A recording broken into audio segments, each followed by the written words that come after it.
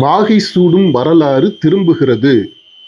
1967 1977 மாதிரி 2026லையும் ஆட்சி அதிகார மாற்றம் உறுதியா வரப்போகுது அப்படின்றத சொல்றதுக்கான மாநாடு இந்த பாரபத்தியில் நடந்த மாநாடு அப்படின்ட்டு விஜய் ரொம்ப ஆணித்தரமா உறுதிப்பட சொன்னாரு. வரலாறு repeats it self, history repeats it self அப்படின்றது ஒரு பழைய மொழி. அதில் பெருசாக அர்த்தம் இருக்கிறது மாதிரி இல்லை.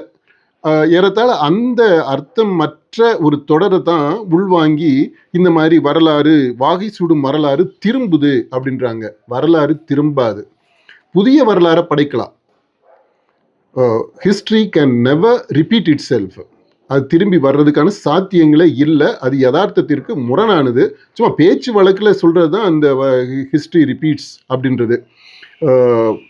அதனால் 67 சரி 77 சரி திரும்ப வராது.